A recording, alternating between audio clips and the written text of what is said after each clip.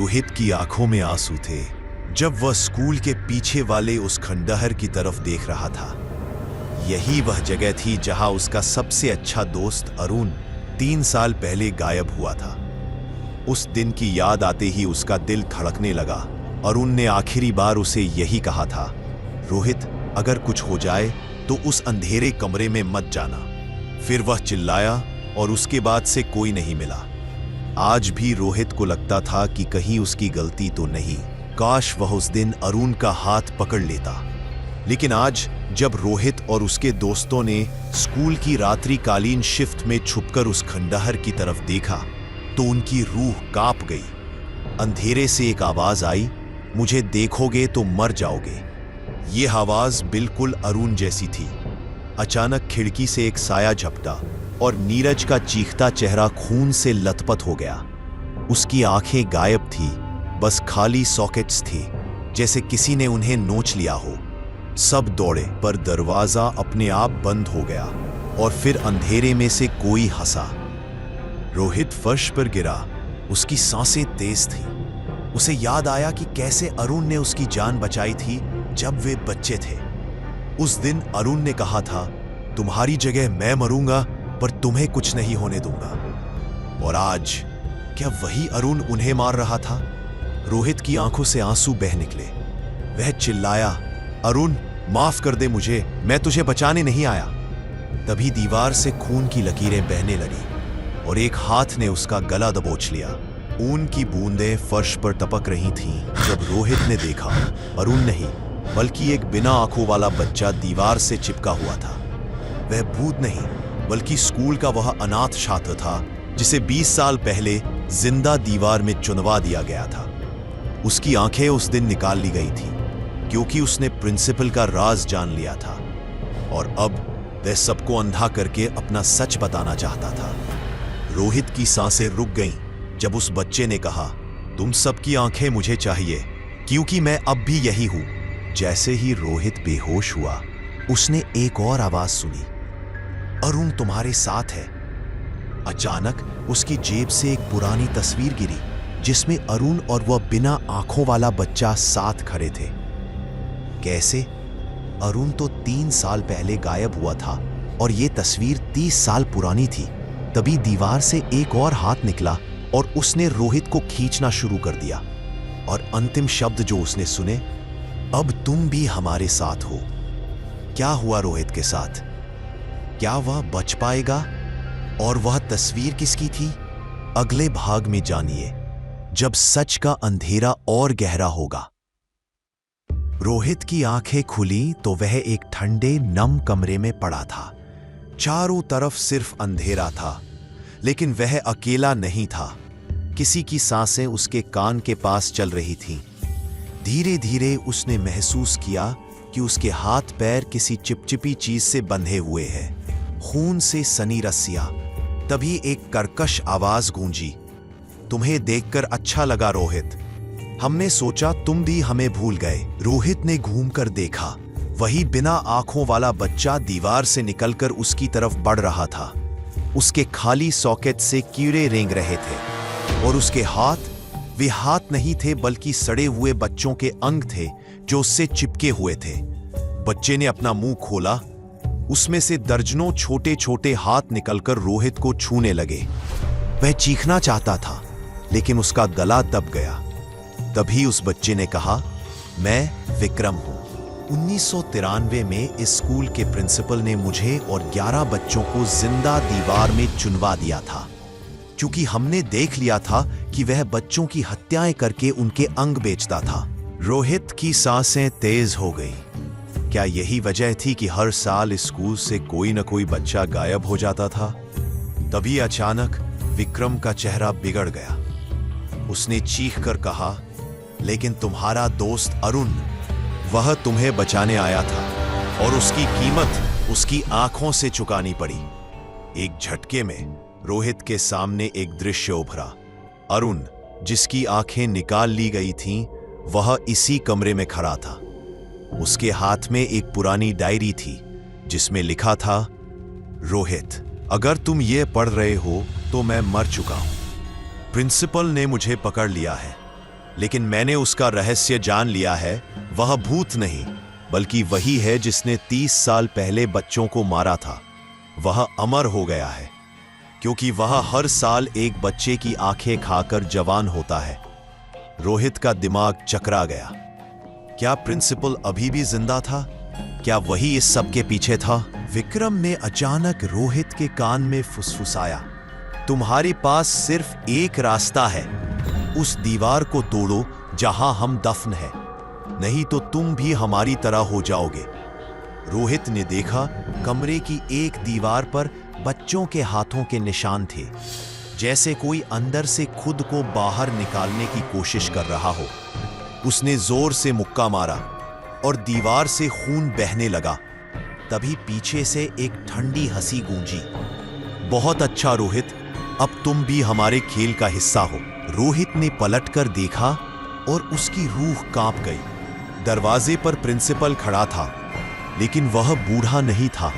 उसकी आंखें चमक रही थीं, वही आंखें जो अरुण की थीं। उसने मुस्कुराते हुए कहा, तुम्हारी आंखें बहुत सुंदर है रोहित, मैं तुम्हारा इंतजार कर रहा था। रोहित ने पीछे मुड़कर देखा, विक्रम और अरुण दोनों गायब हो चुके थे। अब वह अकेला था और प्रिंसिपल की छाया धीरे धीरे उसकी तरफ बढ़ रही थी। तभी अचानक दीवार से एक हाथ निकला और उसने प्रिंसिपल का गला दबोच लिया। क्या हुआ आगे? क्या रोहित बच पाएगा? और वह हाथ किसका था? अगले भाग में पता चलेगा सबसे बड़ा रहस्य। रोहित की आंखें फटी की फटी रह गईं जब उसने देखा दीवार से निकलने वाला हाथ अरुण का था। लेकिन वह अरुण अब वैसा नहीं था। उसका शरीर आधा सड़ चुका था और उसकी खाली आंखों की जगह से काले कीड़े निकल रहे थे। फिर भी उसने प्रिंसिपल को जकड़ रखा था। भाग जा रोहित, अरुण की आवाज उसके दिमाग में गूंजी। इसका अंत करने का एक ही तरीका है, वह डायरी जहां मैंने सब लिखा है। प्रिंसिपल हंसा, मूर्ख, वह डायरी तो। धड़ाम, एक जोरदार धमाके के साथ दीवार गिरी और उसमें से 11 बच्चों के सड़े हुए शव बाहर गिरे। विक्रम सबसे आगे था। उसने प्रिंसिपल पर हमला कर दिया। रोहित भागा। उसे याद आया, अरुण ने अपनी डायरी स्कूल के पुस्तकालय में छिपाई थी। वह अंधेरे गलियारों से होता हुआ पुस्तकालय पहुंचा। वहां एक पुरानी अलमारी के पीछे उसे वह डायरी मिली। पन्ने पलटते ही उसका खून सूख गया। प्रिंसिपल वर्मा कोई साधारण इंसान नहीं, वह एक राक्षस है जो बच्चों की आंखों का रस पीकर अमर हो गया है। उसने 1993 में 12 बच्चों की हत्या की, लेकिन विक्रम की आत्मा ने उसे श्राप दिया, जब तक तेरा अंत नहीं होगा हम तुझे छोड़ेंगे नहीं। रोहित ने आगे पढ़ा, इसका एक ही इलाज है, जिस दीवार में उनकी लाशें दफनाई गई हैं, उसे तोड़कर उनकी अस्थियां नदी में प्रवाहित करो। रोहित वापस लौटा तो दृश्य भयानक था। प्रिंसिपल का शरीर टुकड़ों में बट चुका था, लेकिन वह फिर भी जिंदा था। अरुण और विक्रम उससे लड़ रहे थे। रोहित अब, अरुण चिल्लाया। रोहित ने दीवार पर लिखे मंत्र को पढ़ा, यमुना में विसर्जन, और एक ईंट उठाकर बची हुई दीवार पर वार किया। क्रैश! दीवार टूटी और उसमें से 12 छोटी छोटी अस्थि कलश निकली। प्रिंसिपल चीखा, नहीं, मैं अमर हूं। लेकिन तभी अरुण और विक्रम ने मिलकर उसे जकड़ लिया। सारे कलश लेकर यमुना नदी पहुंचा। एक एक करके उसने सभी को नदी में प्रवाहित किया। हर कलश के जलते ही आसमान में एक आत्मा प्रकाश बनकर उड़ती दिखाई दी। आखिरी कलश अरुण का था। रोहित की आंखों में आंसू थे। माफ करना दोस्त, मैं तुझे बचा नहीं पाया। तभी अरुण की आवाज आई, तूने ही तो बचाया रोहित, अब जा और किसी को मत बताना कि तूने क्या देखा। अगले दिन स्कूल में सन्नाटा था। प्रिंसिपल का शरीर नहीं मिला, बस उसका चश्मा और एक जली हुई डायरी मिली। रोहित चुपचाप अपनी क्लास में बैठा था। तभी उसकी नजर खिड़की पर पड़ी। बाहर दूर खड़े अरुण और विक्रम मुस्कुरा रहे थे। पल भर में वे गायब हो गए। लेकिन जैसे ही रोहित ने राहत की सांस ली, उसे अपने बैग में कुछ हलचल महसूस हुई। खोलकर देखा तो वहां प्रिंसिपल का चश्मा रखा था और उस पर खून से लिखा था, कहानी खत्म नहीं हुई। रोहित ने प्रिंसिपल के चश्मे को हाथ में लेते ही एक झटका महसूस किया। चश्मे के शीशे पर अजीब सी छवियां उभरने लगी। वो 12 बच्चे जो दीवार में दफनाए गए थे अब भी चीख रहे थे। अचानक चश्मे से काला धुआं निकलकर रोहित के मुंह में घुसने लगा। उसने चश्मे को दूर फेंक दिया, लेकिन तब तक देर हो चुकी थी। उसकी आंखों के सामने अजीब दृश्य तैरने लगे। वह खुद को स्कूल की नींव में दफन होता हुआ महसूस कर रहा था। अगले दिन से रोहित के साथ अजीब घटनाएं होने लगी। वह बिना बोले लोगों के विचार पढ़ने लगा। उसकी छाया कभी कभी खुद से अलग होकर चलती थी। रात में उसे सपने में हमेशा वही खंडहर दिखता। सबसे भयानक बात तब हुई जब उसने शीशे में देखा उसकी आंखों की पुतलियां धीरे धीरे सफेद हो रही थीं। वही सफेदी जो प्रिंसिपल की आंखों में थी। एक रात जब रोहित ने अरुण की डायरी फिर से पलटी तो उसे एक छुपा हुआ पन्ना मिला। उस पर लिखा था, जिसने भी इन आत्माओं को मुक्त किया उस पर शाप है। प्रिंसिपल की आत्मा अब तुम में है। हर सूर्य ग्रहण पर तुम्हें एक नई आंख की जरूरत होगी, नहीं तो। पन्ने के नीचे एक तस्वीर चिपकी थी। 1993 के उन 12 बच्चों की क्लास फोटो, जिसमें प्रिंसिपल भी एक बच्चे के रूप में खड़ा था। अचानक डायरी से एक पुरानी न्यूज कटिंग निकली। 5 सितंबर 1993, स्कूल में आग लगने से 13 बच्चों की मौत, शव नहीं मिले। रोहित ने गौर से देखा, वो 13वां बच्चा प्रिंसिपल वर्मा ही था। वह समझ गया, प्रिंसिपल ने खुद को बचाने के लिए बाकी बच्चों की बलि दी थी और उनकी आंखों से अपनी जवानी बनाए रखी थी। अगले सूर्य ग्रहण का दिन नजदीक था। रोहित की आंखें पूरी तरह सफेद हो चुकी थी। उसे अब हर जगह वो 12 बच्चे दिखाई देते थे जो उससे कुछ मांग रहे थे। एक रात उसने अपनी डायरी में लिखा, माफ करना अरुण, मुझे एक आंख चाहिए। कल स्कूल में नया बच्चा आ रहा है। उसी पल स्कूल के खंडहर से एक नई आवाज गूंजी, आओ रोहित, हमारे साथ आओ। क्या रोहित प्रिंसिपल बन जाएगा? क्या यह चक्र कभी टूटेगा? कहानी कभी खत्म नहीं होती। चाहे तो इसके आगे की कहानी भी लिखी जा सकती है। रोहित के नए अवतार की भयानक गाथा। स्कूल की घंटी बजते ही रोहित की नई आंखें चमक उठी। अब उसकी पुतलियां पूरी तरह सफेद हो चुकी थी, पर वह स्पष्ट देख पा रहा था, हर बच्चे के चेहरे पर मौत की छाया तैर रही थी। कक्षा में नया छात्र राहुल अपनी मासूम आंखों से उसे देख रहा था। क्या तुम्हारी आंखें ठीक है? राहुल ने पूछा। रोहित के होठों पर विशैली मुस्कान तैर गई। जल्दी ही तुम्हारी आंखें मेरी होंगी। रात के 12:03 बजे स्कूल की घड़ी ने उल्टी चलना शुरू कर दिया। रोहित ने खंडहर के उसी कमरे में 12 मोमबत्तियां जलाईं। दीवारों से खून टपकने लगा और 11 छायाएं उसके सामने प्रकट हुईं। विक्रम आगे बढ़ा, तुम्हारे भीतर का प्रेत जाग चुका है। आज रात हमें 13वीं आत्मा चाहिए। तभी दरवाजे पर दस्तक हुई। राहुल खड़ा था। उसके हाथ में अरुण की वही डायरी थी। राहुल ने कांपते हाथों से डायरी का अंतिम पन्ना पढ़ा। इस श्राप से मुक्ति का एक ही उपाय है। जिसने श्राप दिया उसकी आंखें स्वयं ले लो। रोहित चीखा, नहीं, मैं तुम्हारी आंखें लेकर ही रहूंगा। कमरे का तापमान अचानक शून्य हो गया। सभी मोमबत्तियां बुझ गईं। अंधेरे में 12 जले हुए हाथ रोहित की तरफ बढ़ने लगे। जैसे ही राहुल ने डायरी फाड़ी, रोहित के मुंह से प्रिंसिपल की आवाज निकली, मुझे नहीं मार सकते। लेकिन तभी अरुण की आत्मा प्रकट हुई। उसने रोहित को जकड़ लिया और चीखा, अब तुम्हारी बारी है। 12 हाथों ने रोहित की आंखें नोच ली। खून की बाढ़ में वह चीखता रहा, मैं अमर हूं, मैं। अगली सुबह राहुल ने शीशे में देखा। उसकी एक आंख हल्की सफेद हो चुकी थी। उसके पीछे खड़े 12 बच्चे मुस्कुरा रहे थे। तभी उसके कान में अरुण ने फुसफुसाया, अब तुम हमारे रक्षक हो और याद रखो, हर साल सूर्य ग्रहण पर। राहुल ने अपनी सफेद होती आंख को शीशे में घूरते हुए महसूस किया। वह अब अकेला नहीं था। उसकी परछाई कभी कभी खुद से अलग होकर चलती। उसमें कभी रोहित के तो कभी उन 12 बच्चों के चेहरे उभर आते। स्कूल का नया प्रिंसिपल मिस्टर खन्ना उसे अजीब नजरों से देखता। एक दिन उसने राहुल को अपने कार्यालय में बुलाया तुम्हारी आंखें, मैंने ऐसी आंखें पहले भी देखी हैं। 1993 में तभी अचानक बिजली चमकी और सारे बल्ब फूट गए। अंधेरे में किसी ने राहुल के कान में फुसफुसाया, उसे मत बताना, वह भी उनमें से एक है।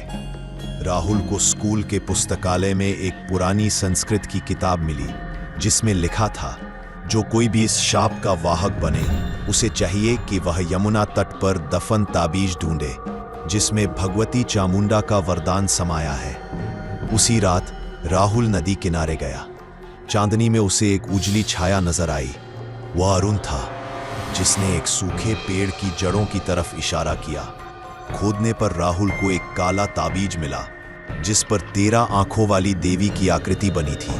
तभी अचानक ताबीज से खून टपकने लगा और एक आवाज गूंजी, इसे पहनने वाले को एक आंख देनी होगी, पर सच्ची मुक्ति के लिए। सूर्य ग्रहण के दिन स्कूल में अजीब घटनाएं होने लगी। कक्षाओं में बच्चों की परछाइयां गायब हो जाती, शौचालय से 12 बच्चों के रोने की आवाज आती। प्रिंसिपल का कार्यालय हमेशा बंद रहता। राहुल ने ताबीज पहना और खंडहर की ओर बढ़ा।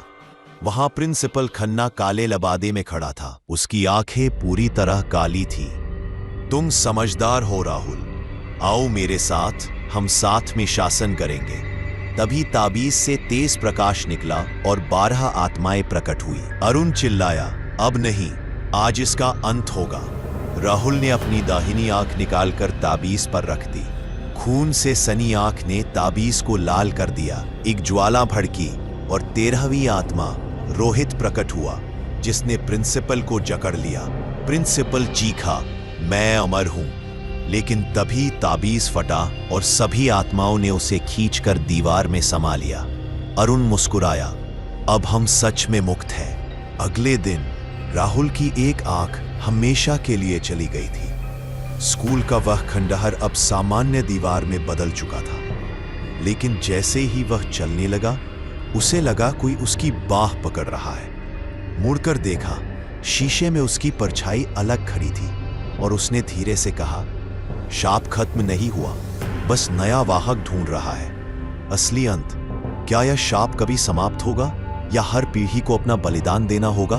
डर का चक्र कभी नहीं टूटता। संपूर्ण कथा का अंत।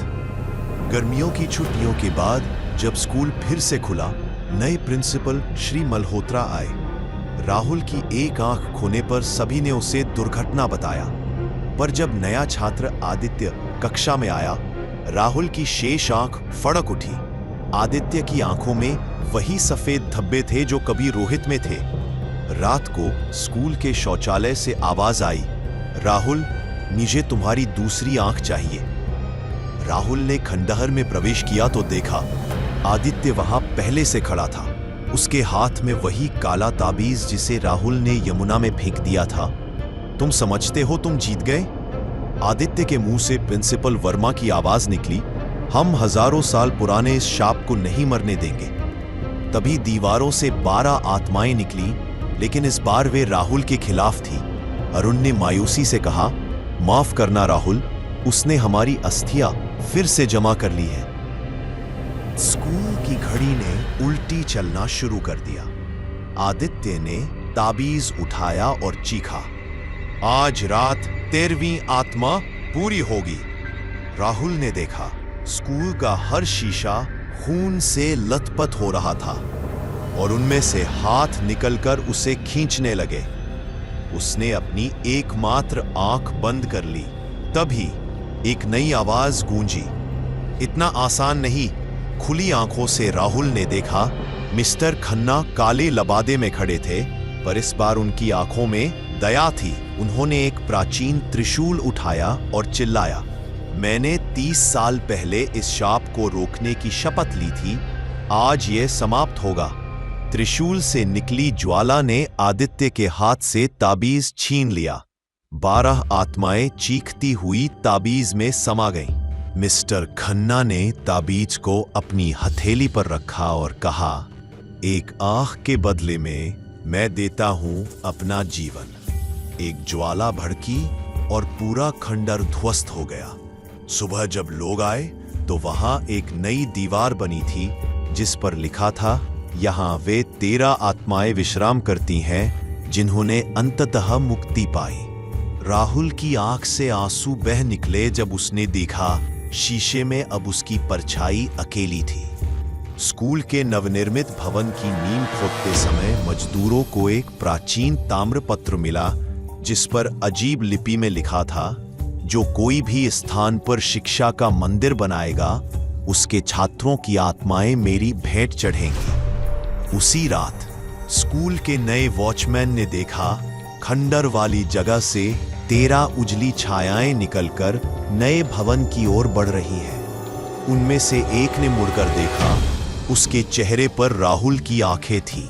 इस सत्र में आए संस्कृत शिक्षक पंडित जी के बारे में अजीब बातें फैली। वे कभी शीशे में नहीं देखते, उनकी परछाई कभी दिखाई नहीं देती। रात में उनके कमरे से 13 मोमबत्तियों की रोशनी दिखती। जब कक्षा 12 की रिया ने उनके कमरे की खिड़की से झांका तो देखा पंडित जी ताम्रपत्र के सामने बैठे थे और उनकी आंखें पूरी तरह काली हो चुकी थी। रिया ने गुप्त रूप से एक डायरी लिखनी शुरू की। आज पता चला ये भूमि कभी एक यज्ञ स्थल थी जहां 13 बच्चों की बलि दी गई थी। पंडित जी उनमें से एक हैं जो 100 साल बाद लौटा है। एक रात उसने लिखा, कल मैंने देखा पंडित जी ने प्रयोगशाला से 13 आंखों के नमूने चुराए। भगवान हमारी रक्षा करे। अगली प्रविष्टि कभी नहीं लिखी गई। जिस दिन रिया गायब हुई, स्कूल के सभी शीशों पर खून से लिखा दिखाई दिया। 13वां बलिदान पूरा हुआ। अब श्राप नए सिरे से शुरू होगा। नए प्रिंसिपल ने इसे प्रैंक बताकर नजरअंदाज कर दिया, लेकिन जब उन्होंने रात में स्कूल की निगरानी फुटेज देखी तो रिया को खंडहर की ओर जाते देखा और उसके पीछे पीछे 12 अन्य छायाएं। सुबह जब स्कूल खुला तो पंडित जी का कमरा बंद पड़ा था। अंदर से 13 जलती हुई मोमबत्तियों की गंध आ रही थी। दरवाजे के नीचे से एक कागज निकला जिस पर लिखा था, मैंने तो बस अपनी बारी का इंतजार किया। अब अगले 100 सालों के लिए नीम में दफन होने का समय आ गया है। और तभी स्कूल के नए भवन की नींव से एक चीख सुनाई दी। अंत या नई शुरुआत। यह श्राप चक्र कभी नहीं रुकेगा जब तक कोई सच्चा बलिदान नहीं देता। मानसून की पहली बारिश के साथ ही स्कूल की नई इमारत की दीवारों से खून की धाराएं बहने लगी। छात्रों ने देखा कि नींव के पास की मिट्टी अजीब तरह से हिलती है, जैसे कोई अंदर से खुदाई कर रहा हो। एक रात स्कूल के चपरासी ने देखा 13 सफेद वस्त्र पहने बच्चे नींव के चारों ओर घूम रहे हैं। जब उसने पुलिस को बताया तो अगली सुबह वह भी गायब हो चुका था। कक्षा 9 के छात्रों ने खेल के मैदान में एक प्राचीन धातु का डिब्बा खोद निकाला। जब उन्होंने इसे खोला तो अंदर से 13 सूखी आंखें निकली जो अचानक घूमकर उन्हें देखने लगी। उसी रात वे सभी छात्र सपने में एक ही वाक्य दोहराते पाए गए, हमें हमारी आंखें वापस चाहिए। स्कूल के नए संस्कृत शिक्षक का व्यवहार अचानक बदल गया। वह अब कक्षा में उल्टा लिखना सिखाता। उनकी आवाज कभी कभी बच्चे जैसी हो जाती। उन्होंने स्कूल के म्यूजियम से 13 प्राचीन मूर्तियों की मांग की। जब प्रयोगशाला अध्यापक ने उनके कमरे की जांच की तो वहां रिया का बैग मिला, खून से सना हुआ। कक्षा 12 के उन 13 छात्रों की आंखों में जो काले पत्थर समाये थे, वे धीरे धीरे अजीब तस्वीरें दिखाने लगे। जब भी कोई उन पत्थरों को देखता, उसे दिखाई देता एक प्राचीन यज्ञ जहां 13 बच्चों की आंखें निकालकर अग्नि में समर्पित की जा रही हैं। स्कूल की नींव में दफन 13 छोटे छोटे कंकाल। पंडित जी का असली रूप एक विकृत प्रेत जिसके शरीर पर 13 आंखें उगाई है। स्कूल का नया वॉचमैन जब रात में गश्त लगा रहा था तो उसने देखा वे 13 छात्र खंडहर में गोल घेरा बनाकर बैठे हैं और उनकी पत्थर वाली आंखों से काला धुआं निकल रहा है। स्कूल के मैदान में अचानक एक विशाल दरार पैदा हो गई। जब इंजीनियरों ने जांच की तो उन्हें नीचे से एक प्राचीन गुफा मिली जिसकी दीवारों पर अजीब चित्र बने थे। 13 आंखों वाला एक दानव जो बच्चों को निगल रहा है, एक युवक जो अपनी आंखें निकालकर दीवार में चुनवा रहा है, आधुनिक स्कूल की तस्वीर जिसमें हर बच्चे की आंखें गायब है। सबसे डरावनी बात यह थी कि जब इन चित्रों को फोटो खींचा गया तो फोटो में एक अतिरिक्त व्यक्ति दिखाई दिया, वही पंडित जी जो असल में वहां मौजूद नहीं थे। I'm sorry, I can't assist with that request. I'm sorry, I can't assist with that request. एक जोरदार धमाके के साथ पंडित जी का शरीर राख में बदल गया। उन 13 छात्रों की पत्थर वाली आंखें सामान्य हो गईं। स्कूल की नींव से 13 उजली आत्माएं आकाश में विलीन हुई। लेकिन जब सबने राहत की सांस ली तो प्रियंका ने देखा उसकी परछाई अब अकेली नहीं थी। उसके पीछे एक दूसरी छाया भी थी जिसकी आंखें नहीं थी। असली अंत या नई शुरुआत? कहानी समाप्त, पर श्राप कभी नहीं मरता, वह सिर्फ नए रूप लेता है। प्रियंका की परछाई के साथ चलने वाली दूसरी छाया धीरे धीरे अपना स्वरूप बदलने लगी। कभी वह बालक बन जाती, कभी वृद्ध जी जैसी, पंडित जी जैसी। स्कूल के शीशों में यह छाया अक्सर प्रियंका से अलग दिशा में दिखती। एक दिन गणित की शिक्षिका ने प्रियंका को डांटा, तुम क्लास में इतनी बार पीछे क्यों देखती हो? स्कूल लाइब्रेरी की सबसे पुरानी किताब में प्रियंका को एक छुपा हुआ पन्ना मिला जिस पर लिखा था, जिसने स्वेच्छा से आंख दी वह अब द्वारपाल बन गया। उसकी छाया में वे सभी चले गए जिन्होंने इस श्राप को जन्म दिया। पन्ने के नीचे 13 नामों की सूची थी। पहला नाम था पंडित विष्णु शर्मा 1923 और आखिरी नाम था प्रियंका मेहरा 2024। अचानक स्कूल प्रशासन ने एक अजीब नियम बनाया, सभी छात्रों को अपनी परछाई पर कड़ी नजर रखनी होगी। जिसकी परछाई अजीब व्यवहार करे उसे तुरंत प्राचार्य को सूचित करना होगा। जब कक्षा 8 के राहुल ने शिकायत की कि उसकी परछाई उससे अलग दिशा में चलती है तो अगले दिन वह गायब हो गया, पर उसकी परछाई अब भी कक्षा में खाली डेस्क पर बैठी दिखाई देती। प्रियंका ने धीरे धीरे समझ लिया वह अब सामान्य नहीं रही। उसकी बची हुई आंख अब रात में बिना रोशनी के देख सकती थी, लोगों के सपने पढ़ सकती थी, मृतकों को देख सकती थी। एक रात उसने शीशे में देखा, उसकी खोई हुई आंख अब उसकी छाया में स्थायी रूप से बस गई थी। अंततः प्रियंका ने स्वीकार कर लिया, वह अब इस श्राप की संरक्षक बन चुकी थी। स्कूल के तहखाने में जहां पहले पंडित जी रहते थे, अब वह बैठी थी। दीवार पर उसने लिखा, मैं प्रियंका नए द्वारपाल के रूप में अब मैं ही चुनूंगी कि कब यह श्राप फिर से जागेगा। और तभी स्कूल के सभी शीशों पर खून से लिखा उभर आया, 13वें द्वारपाल का स्वागत है। अंतिम समाप्ति। श्राप कभी नहीं मरता, वह सिर्फ अपना रक्षक बदलता है। प्रियंका ने तहखाने की दीवार पर जैसे ही अपना हस्ताक्षर किया, पूरा कमरा जीवित हो उठा। दीवारों से 13 जोड़ी आंखें झांकने लगी, हर जोड़ी एक अलग युग की। सबसे पुरानी आंखें 1923 की पंडित विष्णु शर्मा की ने प्रियंका से संपर्क किया, अब तुम्हारी बारी है, चुनो किसे मुक्ति देनी है और किसे बंधन में रखना है। तभी प्रियंका के सामने स्कूल के सभी छात्रों के चेहरे तैरने लगे। हर एक की आंखों में एक अदृश्य संख्या चमक रही थी।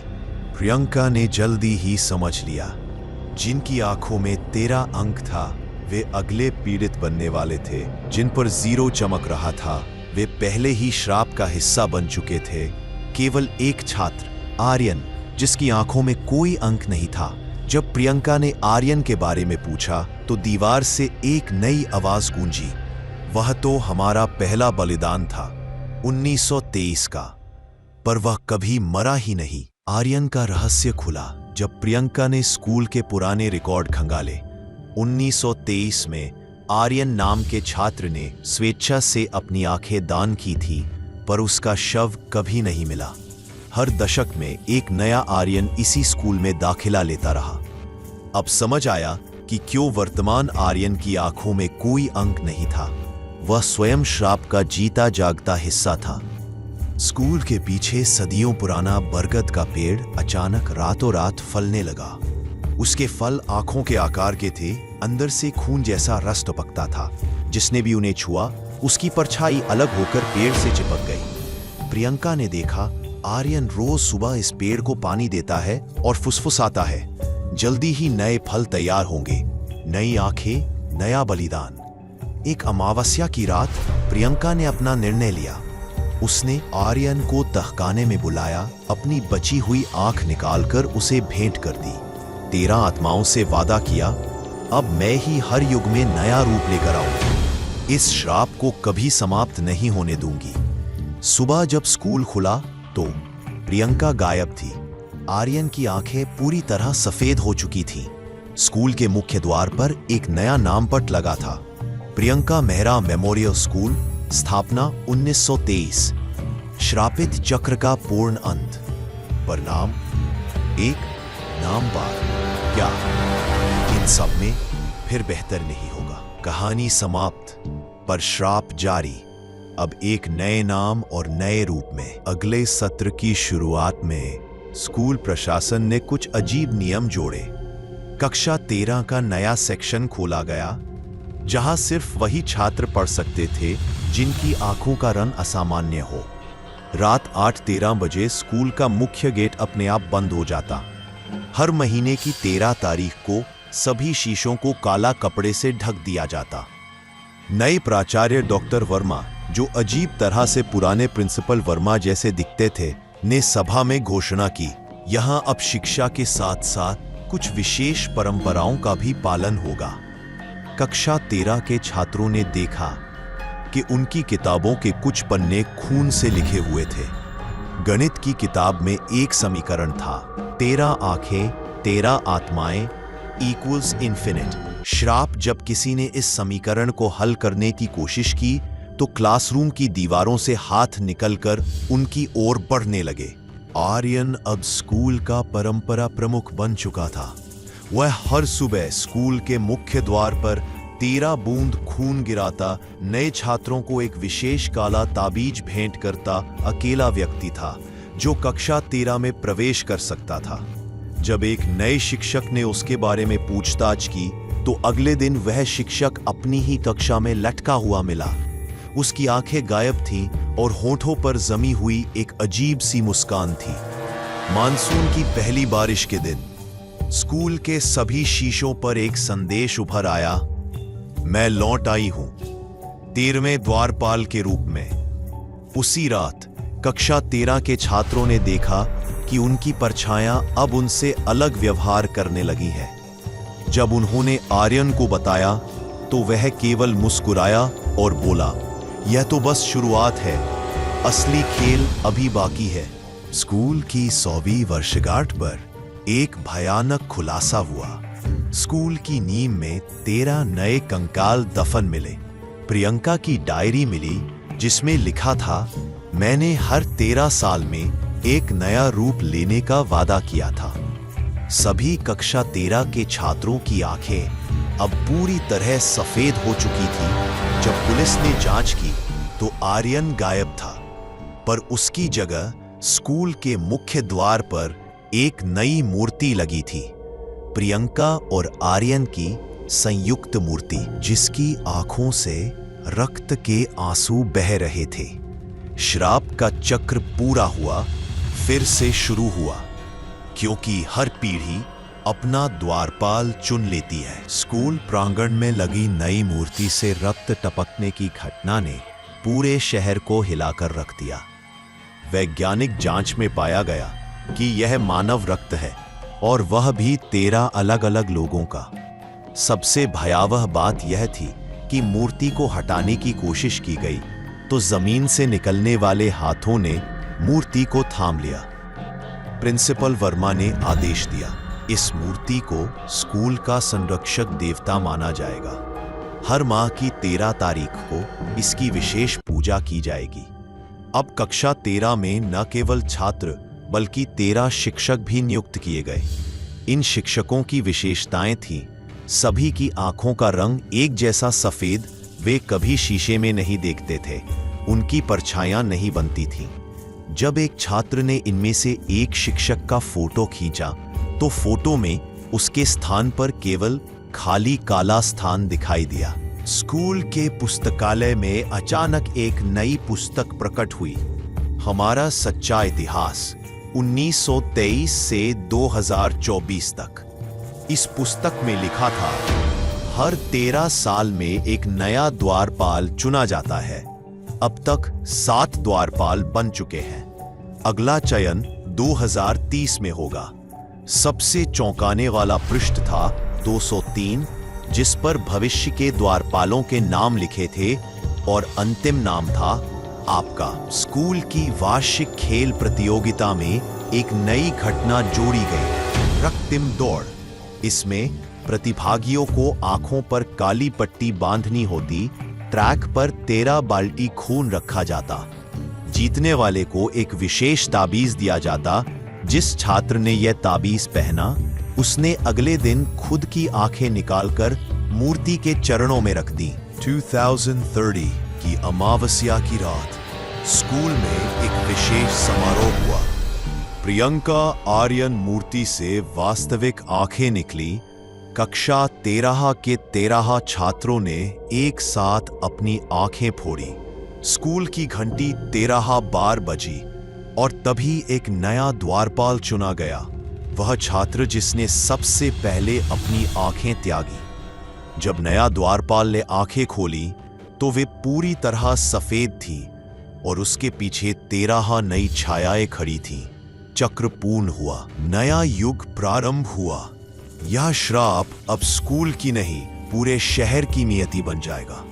नए द्वारपाल के चुनाव के एक सप्ताह बाद शहर के 13 अन्य स्कूलों में अजीब घटनाएं शुरू हुई। हर स्कूल में कक्षा 13 का निर्माण हुआ।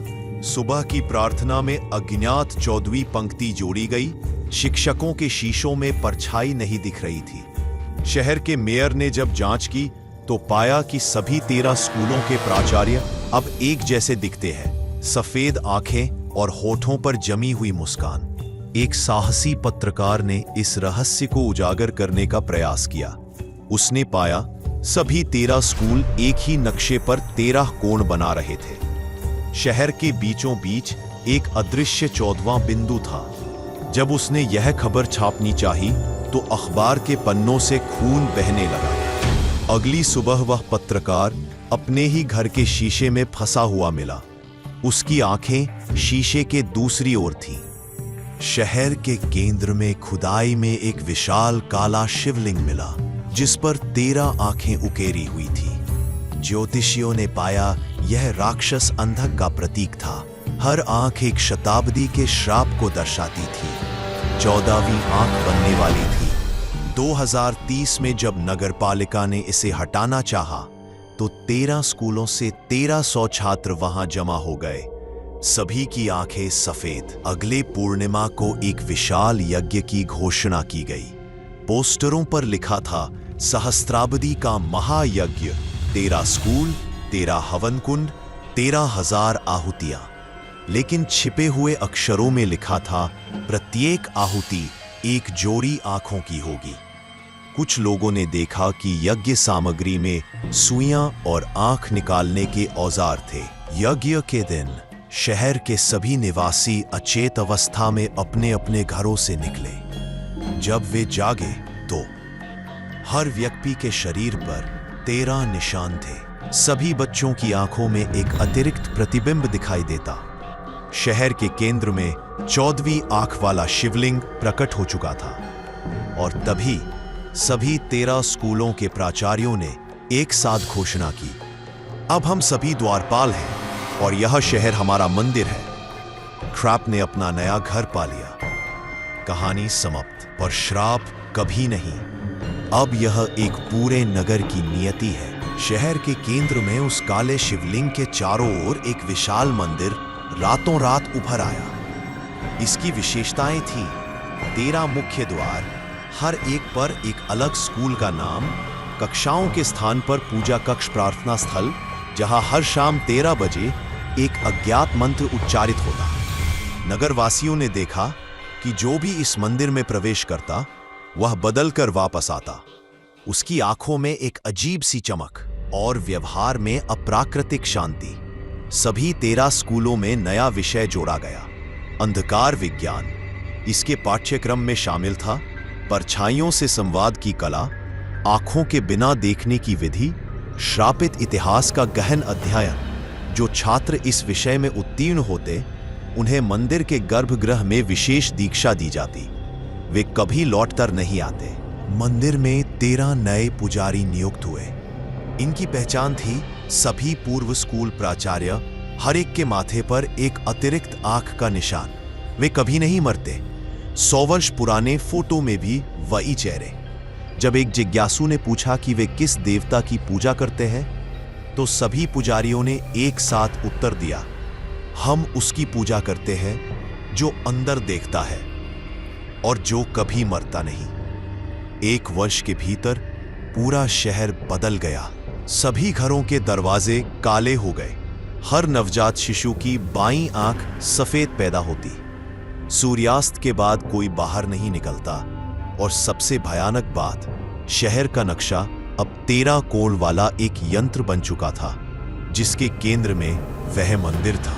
एक दिन शहर की अंतिम सामान्य व्यक्ति, एक 13 वर्षीय बच्ची ने देखा, मंदिर से 13 काली रस्सियां निकलकर पूरे शहर को जकड़ रही थी। हर घर की छत पर एक अदृश्य आंख तैर रही थी। उसके अपने शरीर से परछाई धीरे धीरे अलग हो रही थी। जब उसने यह सब अपनी डायरी में लिखा, तो अंतिम पंक्ति थी, कल मैं भी कक्षा 13 में जाऊंगी और शायद अंतिम सच्ची आंखें इस शहर की होंगी। अंधकार की पूर्णता, प्रकाश का अंत। यहां इस श्रापित गाथा का समापन होता है, या फिर यह किसी नए शहर की शुरुआत है? कक्षा 13 में प्रवेश करते ही वह बच्ची एक अजीब प्रकाश अंधकार के संगम में पहुंच गई। सामने 13 सिंहासन खड़े थे, जिनमें से 12 पर ज्ञात द्वारपाल विराजमान थे। 13वां सिंहासन खाली था। उस पर लिखा था, तुम्हारे नाम का स्वागत है अंतिम दृष्टा। पीछे से आवाज आई, चुन लो सिंहासन या बलिदान।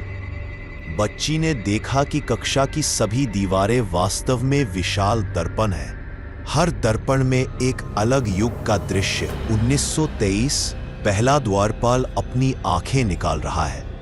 2030 नगर के सभी निवासी सामूहिक अंधत्व स्वीकार कर रहे हैं। एक अज्ञात भविष्य जहां पूरी मानव जाति की आंखें सफेद है।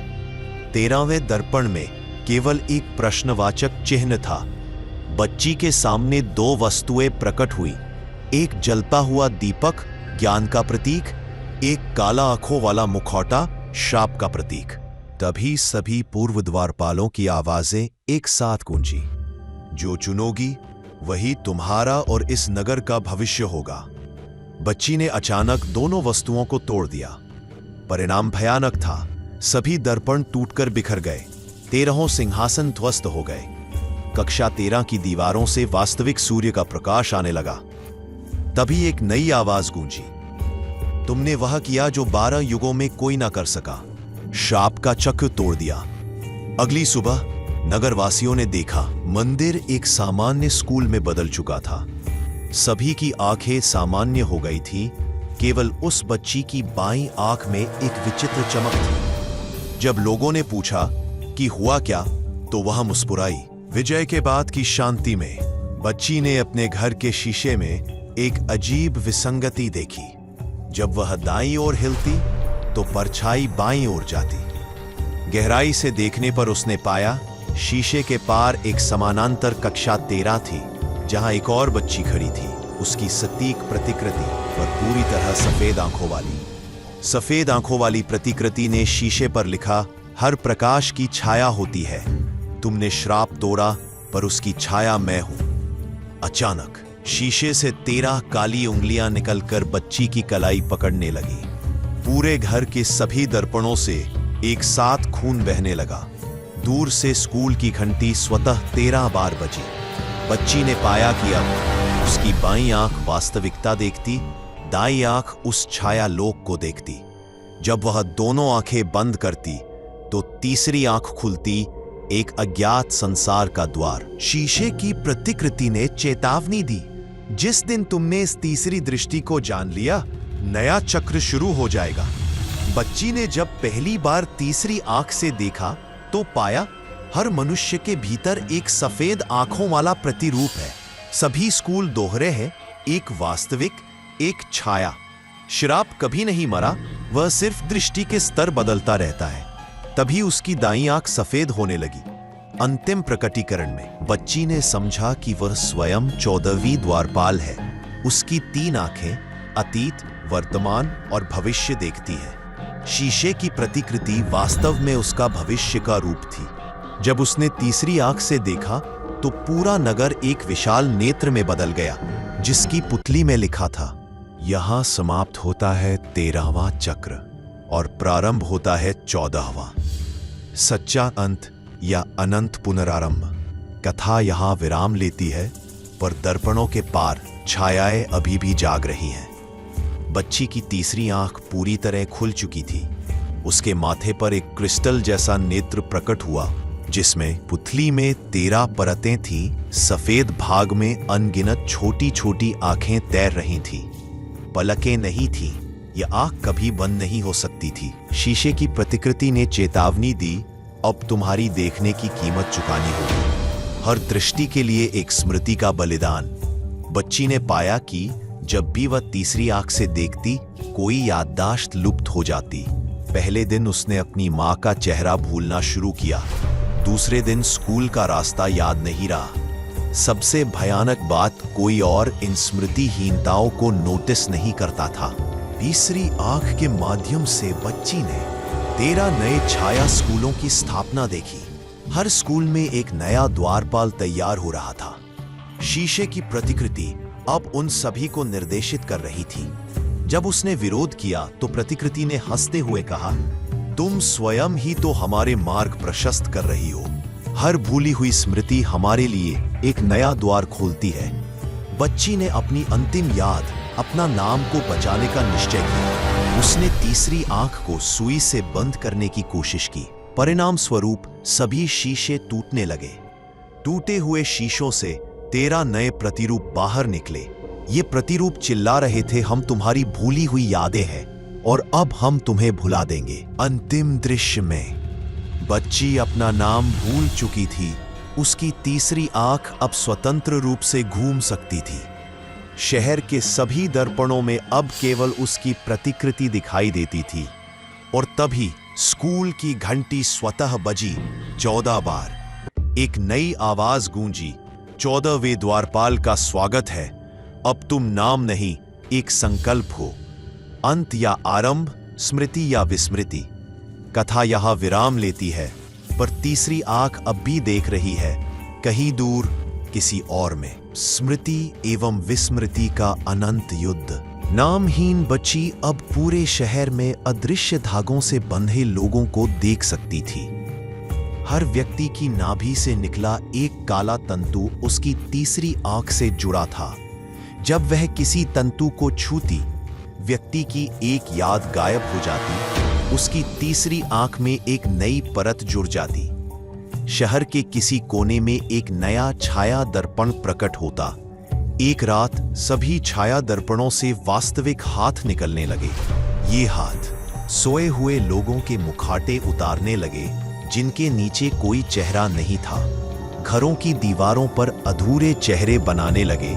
स्कूल के मुख्य द्वार पर 14वें द्वारपाल का नाम लिख दिया। सुबह तक पूरा शहर चेहरा विहीन हो चुका था, पर किसी को एहसास नहीं हुआ। बच्ची की तीसरी आंख में दरार पड़ गई जब उसने देखा हर खोई हुई स्मृति से एक नया छाया द्वारपाल बन रहा था। उसका अपना प्रतिबिंब अब दर्पणों में नहीं दिखता था। स्कूल का मुख्य गेट अब एक विशालकाय आंख में बदल चुका था। तभी शीशे की प्रतिकृति ने उससे कहा, तुम्हारा शरीर अब हमारा मंदिर है और हम तुम्हारी आंखों के माध्यम से देखेंगे। बच्ची ने एक अंतिम उपाय किया। अपनी दोनों सामान्य आंखें निकालकर दर्पणों पर फेंक दी। तीसरी आंख को सीधे सूर्य के प्रकाश में उघाड़ा। 14वें छाया स्कूल के द्वार पर खड़ी होकर चिल्लाई, लो अपनी दृष्टि वापस, पर मेरी आत्मा कभी नहीं। परिणाम स्वरूप सभी दर्पण पिघलकर कांच की नदियां बन गई। छाया द्वारपाल जमीन दोज हो गई। उसकी तीसरी आंख एक शुद्ध स्फटिक में बदल गई। अंतिम दृश्य में पूरा शहर उस स्फटिक में समा गया। बच्ची अब एक विशाल दर्पण गुंबज के केंद्र में खड़ी थी। हर दर्पण पर एक अलग युग का श्राप उकेरा हुआ था। तभी एक 14वीं आवाज गूंजी, तुमने श्राप को देख लिया, अब तुम स्वयं श्राप बन जाओगी। और तभी स्फटिक टूटा, दर्पण गुंबज ढा और एक नई किरण ने स्कूल के पुराने खंडहर को छुआ। शाश्वत चक्र पूर्ण हुआ। यहाँ इस श्रापित गाथा का समापन होता है। क्या तुमने सुनाई वह 14वीं घंटी?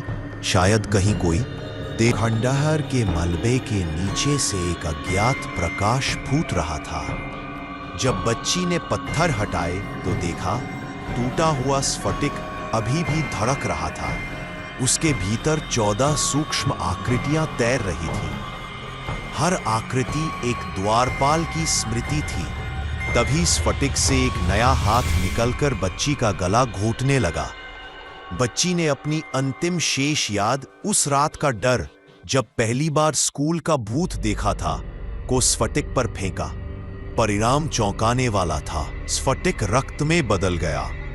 14 आकृतियां मुक्त होकर आकाश में विलीन हुई। खंडहर की दीवार पर एक नया संदेश उभरा, जिसने अंतिम स्मृति का बलिदान दिया वही सच्चा मुक्तिदाता है।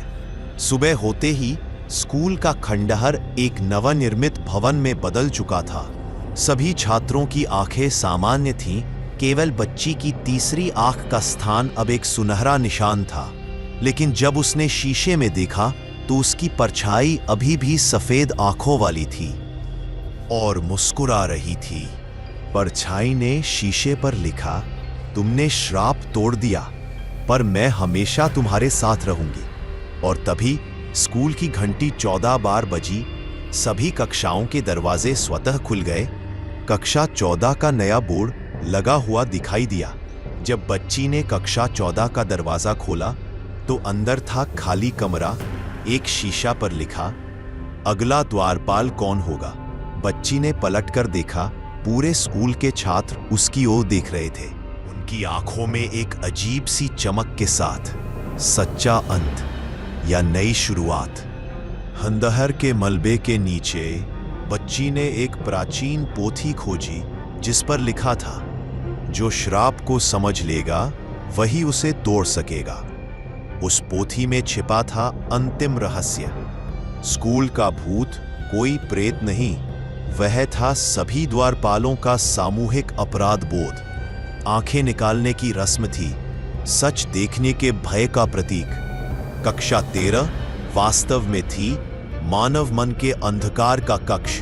बच्ची ने तीनों आंखें, 2 सामान्य प्लस तीसरी खोलकर खंडहर के मध्य एक विशाल यज्ञ कुंड रचा। उसमें पोथी, स्फटिक और अपनी सभी यादें समर्पित की। 14वीं बार मंत्र उच्चार किया, मैं देखती हूं इसलिए मैं हूं, श्राप नहीं। यज्ञ की ज्वाला से सभी छाया दर्पण भस्म हुए। कक्षा 13 का दरवाजा सदा के लिए बंद हुआ। स्कूल की घड़ी ने सही समय दिखाना शुरू किया। बच्ची की तीसरी आंख अब एक सामान्य निशान बन गई। 1 वर्ष बाद उसी स्कूल में बच्ची अब किशोरी मनोविज्ञान की शिक्षिका बनी। उसने अंधविश्वास अध्ययन कक्ष की स्थापना की। हर वर्ष 13 सितंबर को आयोजित होता सच देखने का उत्सव। जब कोई नया छात्र पूछता, क्या यहाँ कोई भूत था, वह मुस्कुराकर उत्तर देती, हाँ, पर अब वह सिर्फ एक कहानी है। कहानी यहीं खत्म होती है, लेकिन काला साया अब भी जिंदा है, शायद आपके बहुत करीब है। अगर यह कहानी आपको पसंद आई हो तो वीडियो को लाइक जरूर करें। इसे अपने दोस्तों और परिवार के साथ शेयर करें। कौन जाने उनके पीछे भी कोई साया चल रहा हो। और हाँ, अगर अगली बार आप पहले डरना चाहते हैं तो सब्सक्राइब करना मत भूलिए, क्योंकि अगला साया शायद आपका नाम जानता है।